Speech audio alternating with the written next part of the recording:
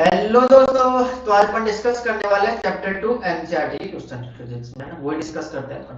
तो एनसीईआरटी में जितने क्वेश्चन हैं वो सभी डिस्कस करेंगे, क्योंकि एनसीईआरटी अपने को एक आइडिया बताती है कि इतने टाइप के क्वेश्चन इस चैप्टर से या इस टॉपिक से बन सकते हैं। वो ये नहीं बताती एनसीईआरटी कि आपके केवल इतने ही क्वेश्चन बनेंगे, वो टाइम बताती है इस टाइप के क्वेश्चन बन सकते हैं, वो कितने भी हो सकते हैं। तो अपने को उस टाइप के क्वेश्चन सोल्व करने के लिए कंसेप्ट देखना होगा, तो वही देख रहे हैं फिर आज। और बाकी अभी आपकी जिंदगी तो बढ़िया कट रही होगी है ना, शादियों का सीजन चल रहा है, किसी की हो गई, कोई डांस कर रहा है, भाभी होगी। तो बेटे डांस करते रहोगे तो फिर भाभी आएगी, है बहू तो आएगी नहीं फिर। तो बहू के लिए पढ़ लेते हैं कुछ। तो फिर अपना शो स्टार्ट करते हैं आज का, है क्या देते हैं छठे के क्वेश्चन में। यहाँ पे देख रहे हैं क्वेश्चन नंबर 2। क्वेश्चन फर्स्ट इसी से बन जाएगा ना, अपने को टाइप ऑफ क्वेश्चन डिस्कस करने हैं, कंसेप्ट में अपनी फोकस करना है। तो यहाँ पे देखोगे आप सेकंड क्वेश्चन में क्या कर रहा है कि आप पढ़ सकते हैं ना। यहाँ पे देखो क्या कहना है कि KG metre square second inverse, इसको gram centimetre square second inverse में चेंज करना है। इंग्लिश में भी वही है, सेम ही क्वेश्चन है ना। तो अपन हिंदी और इंग्लिश दोनों में डिस्कस करेंगे ना, क्योंकि हिंदी के लिए हिंदी में कम मिलते हैं ना क्वेश्चन, तो अपन दोनों में एनसीईआरटी डिस्कस कर लेंगे। यहाँ पे देखो 1 KG metre square second square को ये यूनिट का कंजर्वेशन करवा रहा है ना, मात्राओं को उचित परिवर्तन, ये क्या है सुटेबल कंजर्वेशन ऑफ यूनिट, ये अपने को सही चेंज करना है। तो सबसे पहले देखो केजी लिख रखा है, इसको मैं ऐसे लिख दूं। ये पहले वाला देख लो, ए वाला है ना, ये क्या है 1 केजी मीटर स्क्वायर और सेकंड इनवर्स का स्क्वायर, इसको देखो ऐसे लिख लो।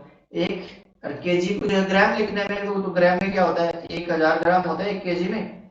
ये लो 1000 ग्राम लिख दिया मैंने। 1 मीटर में 100 सेंटीमीटर होते हैं, तो ये 100 का स्क्वायर हो गया।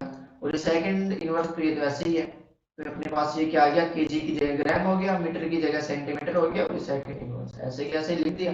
इसको सोल्व कर लो आगे, ये कितना हो जाएगा, ये 10 की 3 है ना, 10 टू द पावर 3 है, यहाँ पे 10 टू द पावर 2 का स्क्वायर यानी कि 4, यानी कि 10 टू द पावर 7 क्या हो जाएगा ग्राम सेंटीमीटर स्क्वायर सेकंड। कुछ नहीं करना आपको, बस इसमें ये करना है कि 1 केजी में कितने ग्राम होते हैं, मीटर में कितने सेंटीमीटर होते हैं, और सेकंड में तो सेकंड होते हैं। यहाँ पे घंटा मिनट में कुछ चेंज नहीं करना अपने से। अब इसके बाद बी वाले में देखो, बी वाले में अपने को एक रिलेशन पता है, क्या रिलेशन पता है, वो रिलेशन उल्टा है ना। आपने जो रिलेशन याद किया था वो क्या था कि एक लाइट ईयर, जो अपने फर्स्ट लेक्चर में बताया था, अपने ट्रिक से याद किया था कैसे अपन इन चीजों को याद रख सकते हैं। तो एक लाइट ईयर में होता है कितना 9.46 into 10 to the power 15 metre, एक लाइट ईयर में होता है। तो 1 मीटर में कितना हो गया, यहाँ से देखो 1 मीटर, इसको मैं इधर ले आऊं, तो 1 मीटर में हो जाएगा अपने पास में 1 upon 9.46 into 10 to the power 15। और अब इसको सोल्व कर लेंगे, 10 टू द पावर ऊपर आ जाएगा, यानी कि एक अपन 10/9 10/9 कर लेते हैं इसको, है ना।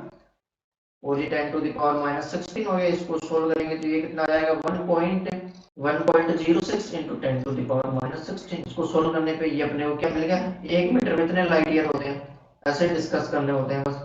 ए वाला देख लिया, बी वाला, सी वाला देखो, ये क्या है मीटर सेकंड इनवर्स है, इसको किलोमीटर और घंटे में लिखना है, इसको है ना पावर्स में लिखना है। एंड 3.0 मीटर सेकंड इनवर्स का स्क्वायर और किलोमीटर इसमें चेंज कर देते हैं। देखो 3 और मीटर की जगह अपने को किलोमीटर लिखना है। 1 मीटर में कितने होते हैं, 1000 मीटर में 1 किलोमीटर होता है, तो 1 किलोमीटर में कितने होगी 10 टू द पावर -3 मीटर हो गया। और सेकंड है देखो, ऐसे देखो यहाँ पे आपको समझ में नहीं आ रहा होगा कि 1000 मीटर में 1 किलोमीटर होता है ना, तो मैंने वही लिखा है मीटर की जगह। अब देखो 1 मीटर में कितना 10 टू द पावर -3 किलोमीटर हो गया, वही लिखा है यहाँ पे। अब यहाँ पे सेकंड में देखो क्या है कि अपने पास 1 मिनट में 60 सेकंड, 1 घंटे में होता है, यानी कि इतने सेकंड में 1 घंटा होता है ना। तो 1 सेकंड में कितना हो गया, 1 सेकंड में 1 बाई ये 3600 आवर्स हो गए, ठीक है। ये यहाँ पे पुट कर दो, स्क्वायर करना है अपने को, ये पुट करने के बाद में 1/3600 स्क्वायर, ये लो -2 है यहाँ पे, सॉरी इनवर्स में। ये वाला सी वाला हो गया अपना। ऐसे ही सोल्व करना है अपने को, कुछ ज्यादा करना नहीं है इसमें। तो यहाँ तक सी तक समझ में आया, इसको रब करते हैं एक बार।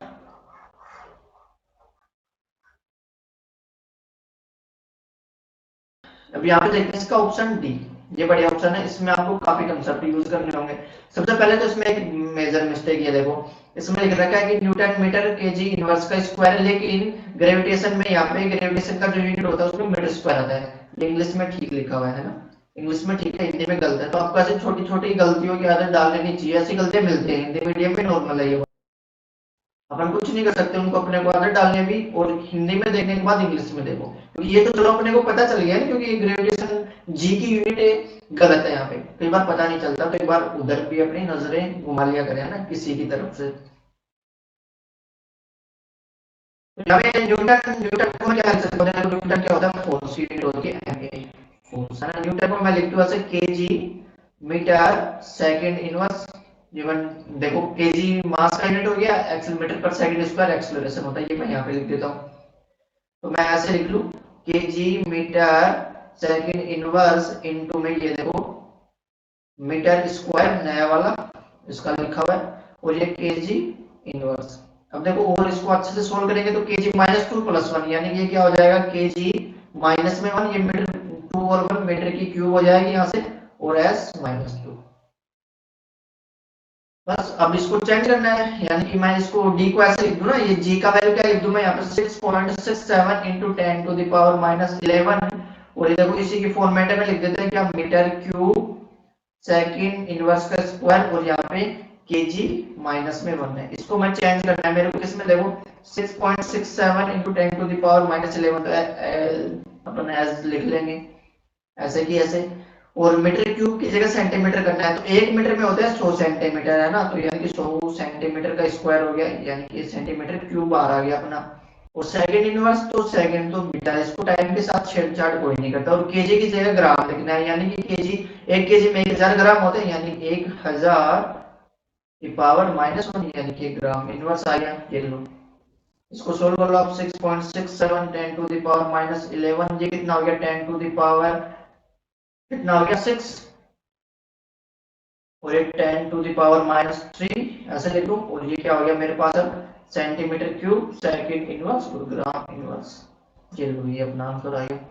ऐसे छोड़ करना था केजी की जगह ग्राम, मीटर की जगह सेंटीमीटर। अब आप यहाँ पे कंफ्यूज थे कि यहाँ पे न्यूटन लिखा हुआ है, यहाँ पे कहाँ पे न्यूटन गया, इधर न्यूटन है नहीं यहाँ पे, तो न्यूटन को अपने को चेंज करना था। तो इस तरह से छोटी छोटी चीजें बढ़िया होती, और जो भी क्वेश्चन आपको डिफिकल्ट लगे या पहली बार आपको ऐसा लगे कि इसमें कुछ लिखने जैसा है, कुछ भी है, तो आप अलग से डी नोट कर सकते हैं ऐसे क्वेश्चन को, जैसे यहाँ पे डी बढ़िया था। अब चलते हैं नेक्स्ट क्वेश्चन पर। अब देखते हैं क्वेश्चन नंबर 3। तो क्वेश्चन 3 में क्या कह रहा है कि अपने से देखो यहाँ पे एनर्जी दी हुई है और उसको चेंज करवा रहा है। यहाँ पे एनर्जी में क्या कह रहा है कि कैलोरी से अपने को ग्राम, यहाँ पे केजी की जगह अल्फा केजी लेना है, मीटर की जगह यहाँ पे बीटा मीटर लेना है, और टाइम की जगह गामा सेकंड लेनी है, बस एक की जगह। जो अपन वहाँ पे नॉर्मल केजी लेते थे, यहाँ पे अल्फा केजी लेना है, मीटर लेते थे वहाँ पे बीटा मीटर लेना है, और जहाँ पे सेकंड लेते थे वहाँ पे गामा सेकंड लेनी है बस। उसके बाद ये लेने के बाद अपने पास कैलोरी की वैल्यू ये आती है निकल कर 4.2 into alpha inverse beta minus 2 gamma square है ना। तो ये कैसे आ रही है वो प्रूफ करना है, नहीं करना प्रूफ से कोई मतलब नहीं है, अपने पास ऑब्जेक्टिव क्वेश्चन आता है उसमें ऐसे दिया हुआ होगा तो पूछ रहा है, उसमें ऐसे पूछेगा कि एनर्जी की नई वैल्यू क्या होगी। तो यहाँ पे वही अपने पास एक फॉर्मूला होता है, देखो जो सबसे फेमस फॉर्मूला था, सबसे पहले लिखवाया था अपन ने क्या, N2 upon N1 equal to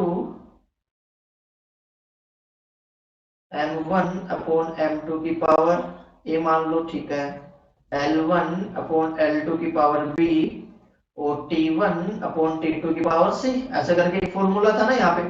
अब यहाँ पे एनर्जी है तो एनर्जी का फॉर्मूला क्या होता है, ML2T माइनस 2, ये एनर्जी का फॉर्मूला होता है, यानी कि A equal to 1, L equal to 2 और time T equal to minus 2।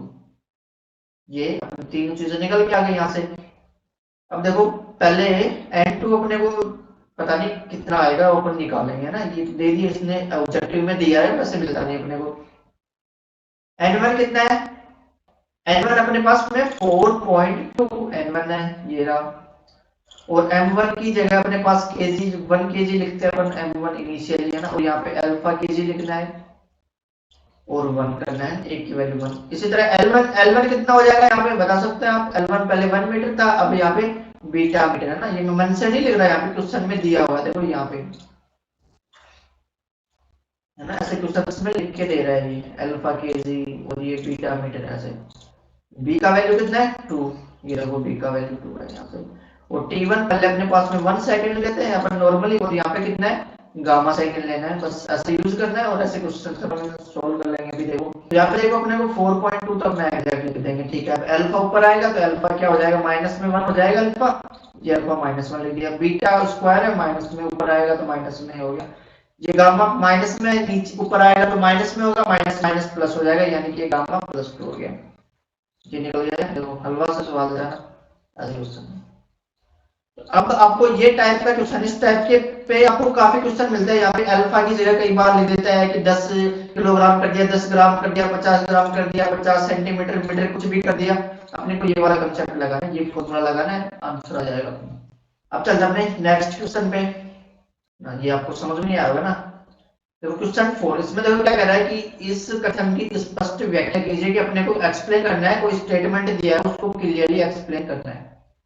देखो तुलना के मानक का विशेष उल्लेख किए बिना किसी विमीय राशि को बड़ा या छोटा कहना अधीन है। इंग्लिश वाला देखो यहाँ पे है ना, कि to call a dimensionless quantity large और small is meaningless without specifying a standard for comparison. इसको हम देखो इजी वे में ऐसे समझना कि ये अपने पास एक एटम है, ठीक है, और ये अपने पास एटम, और एटम के बाद में ये मैंने ब्लैक से बना दिया एक इलेक्ट्रॉन। ये एटम का साइज, ये इलेक्ट्रॉन का साइज, और मैं एक क्रिकेट की बॉल जैसे फुटबॉल या क्रिकेट बॉल का किसी का भी साइज बनाऊं तो वो इतना बड़ा बनाना होगा। अब यहाँ पे देखो ये कह रहा है कि सबसे पहला स्टेटमेंट है कि atoms are very small object, कि परमाणु बहुत छोटे पिंड होते हैं।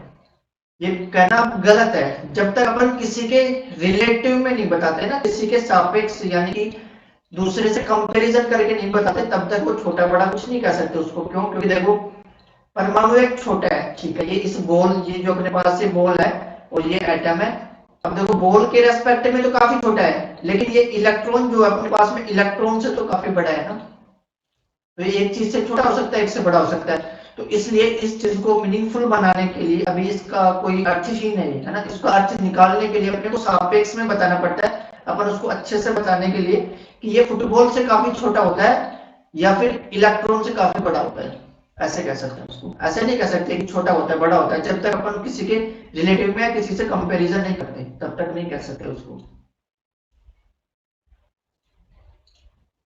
तो ये देखो जेट वायुयान अत्यधिक गति से चलता है ना, प्लेन क्या स्पीड से चलता है, ये भी गलत बात है, क्योंकि लाइट से तो कम स्पीड से चलता है ना। जो अपने पास बुलेट की स्पीड है या फिर लाइट की स्पीड है उससे तो कम चलता है, लेकिन नॉर्मल जो अपनी साइकिल होती है उससे तो काफी तेज चल लेता है।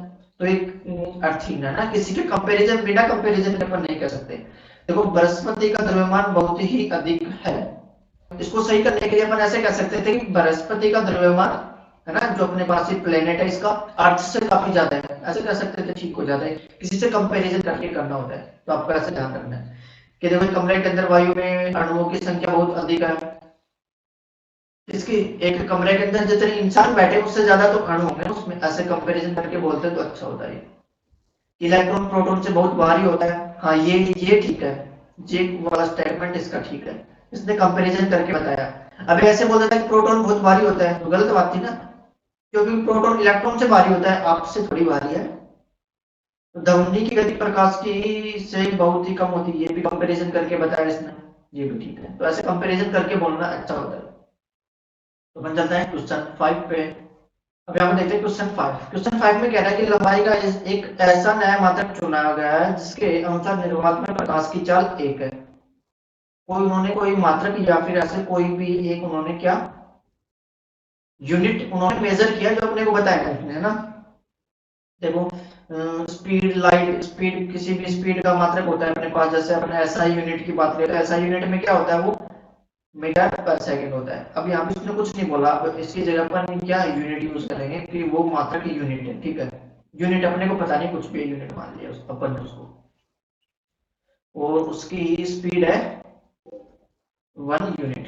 अब कह रहा है कि यहाँ पर उसने टाइम दे दिया, डिस्टेंस दे दिया, तो बताओ अब टाइम दे दिया और टाइम, यहाँ पे उसने टाइम दे दिया और अपने को स्पीड बताई है। अब पूछ रहा है कि डिस्टेंस कितना है बीच में, तो अपने को एक रिलेशन तो पता है ना, क्या चाल बराबर क्या होता है, दूरी बटा समय, है ना, कि क्या speed equal to distance upon time. तो यहाँ पे डिस्टेंस कितना हो जाएगा अपने पास में, स्पीड कितना, स्पीड 1 यूनिट है, और टाइम कितना लग रहा है 8 मिनट 8 मिनट को मैं ऐसे लिख लूँ 60 सेकेंड, इतने सेकेंड हो गए प्लस 20 सेकेंड ये, तो ये 1 यूनिट, और ये कितना हो गया 500 सेकेंड। ये लो 500 यूनिट इतना डिस्टेंस आया अपने पास में निकल कर, अपने को पता नहीं कितना आया, वो ये डिस्टेंस निकल गया। ऐसे कैलकुलेट करना, ज्यादा सोचना नहीं था इसमें, कुछ जो बोला है बस वही किया अपन ने, ऐसे थोड़ी बाहर से कुछ लेके आए मंगवाए कुछ किया तब जाके आंसर आया, जो बोला इसने वही करना होता है। अब चलते हैं next question, question number 6। Question number 6 काफी बढ़िया क्वेश्चन, इसमें कह रहा है कि लंबाई मापने के लिए, लेंथ मेजर करने के लिए कि कौन सा इंस्ट्रूमेंट सबसे प्रेशियस है, परिशुद्ध है, सबसे बढ़िया है। तो सबसे पहला इसमें ए कि वर्नियर कैलिपर है, जिसके वर्नियर स्केल पर 20 डिवीजन है, 20 डिवीजन है। अपन ये प्रेसिशन किससे, ये जो अपने पास परिशुद्ध या प्रेसिशन है ये किससे मेजर करते हैं, किससे अपन आइडिया लगाते हैं कि जिसका जितना कम लिस्ट काउंट होता है ना, लिस्ट काउंट जितना कम होता है, लिस्ट काउंट को क्या बोलते हैं अपन, अल्पतमांक, है ना। लिस्ट काउंट जितना कम होगा वो उतना ही ज्यादा क्या होगा, प्रेशियस होगा। इन दोनों में ये रिलेशन होता है, ठीक है। तो अपने को देखना है कि सबसे कम लिस्ट काउंट किसका, या फिर ऐसे देख लो कि पॉइंट से आगे किसमें कितने ज्यादा डेसिमल नंबर हैं, पॉइंट से आगे। तो सबसे पहला देखो वर्नियर कैलिपर, इसका लिस्ट काउंट निकालो। आप कैसे निकालोगे, आप लिस्ट काउंट निकालना ही नहीं आता, भूल गए है ना। वीडियो देख सकते हैं आप कैसे निकालना चाहते हैं आप। तो उसका लिस्ट काउंट कैसे निकालेंगे, वर्नियर स्केल होता है, वर्नियर स्केल में ये वाला दो के बीच में डिस्टेंस 0.1 होता है ना, 0.1 किसमें, सेंटीमीटर में होता है। तो ये 20 सेंटीमीटर कर दिया, तो ये कितना आ जाएगा 0.005 सेंटीमीटर आ गया इसका लिस्ट काउंट। इसी तरह स्क्रू गेज का देखो, स्क्रू गेज में क्या होता है 1 mm यानी कि 10 टू द पावर -3 मीटर लिख लो इसको। और इसमें कितने डिवीजन है, 100 डिवीजन, यानी कि 10 टू द पावर -5 यानी कि 0.00001 कितना मीटर आ गया। इसको अपन सेंटीमीटर में लिखना चाहे तो अपन कैसे लिख सकते हैं, मीटर को 100 से मल्टीप्लाई कर दो यानी कि 0.001 मीटर आ गया, सेंटीमीटर आ गया। दोनों कंपैरिजन करना है ना, दोनों सेंटीमीटर में, इसलिए तो इन दोनों का आ गया लिस्ट काउंट। अब ये देखो ये क्या कह रहा है कि तीसरा कोई प्रकाशिक यंत्र जो प्रकाश की तरंग दैर्ध्य की सीमा के अंदर लंबाई माप सकता है, ये तो सबसे बढ़िया बात है ना कि ये an optical instrument that can measure length to within a wavelength of light, की वेवलेंथ के जितना वो मेजर कर सकता है। लाइट की वेवलेंथ पता है कितने की रेंज में होती है, लाइट की वेवलेंथ में होता है 10 टू द पावर -7 मीटर के रेंज में होती है। तो इसका लिस्ट काउंट वैसे ही सबसे कम आएगा, तो सबसे प्रेसिशन की हो गया ना, ऐसे लिस्ट काउंट पता करना था, ऐसे हो जाएगा।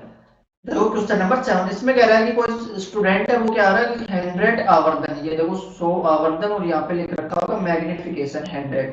इसका मतलब क्या होता है, मैग्निफिकेशन या आवर्धन का मतलब होता है वो उसको 100 गुना बड़ा देख रहा है, 100 टाइम्स उसको इंक्रीज करके देख रहा है। जैसे आप इतने से वो उसको 100 टाइम कर देगा तो आप इतने बड़े हो जाओगे, यानी कि उसको मेजर करके देख रहा है, 100 टाइम्स देख सकता है, उसको एक्चुअल वैल्यू नहीं पता उसको, लेकिन उसको 1000 गुना आवर्धित करके या मैग्नीफाई करके देख सकता है। जैसे आप छोटे फोटो होते हैं ना, उसको जूम करके देख रहे होते, आप किसी के बैकग्राउंड में दिख जाए कोई तो उसको जूम करके देख रहे होते, तो ऐसे उसने 100 टाइम मैग्नीफाई करके देखा है। और वो ऐसा 20 बार करता है तो उसे एवरेज मिलता है 3.5 mm का। तो पूछ रहा है उसकी एक्चुअल में मोटाई कितनी होगी, थिकनेस कितनी होगी। देखो कि जब उसको 100 टाइम्स कर रहा है, उसकी एक्चुअल मोटाई को अपन मान लेते हैं, मोटाई क्या होगी, थिकनेस टी मान लो उसकी, है ना। उसकी एक्चुअल थिकनेस टी है, उसको 100 टाइम्स कर रहा है तो 3.5 mm दिख रही है उसको, तो उसकी एक्चुअल थिकनेस कितनी होगी 3.5 अपॉन 100।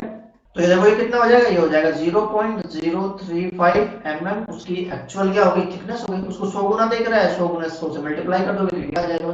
सिंपल सी चीज, सोचने लायक ऐसा कुछ था इसमें।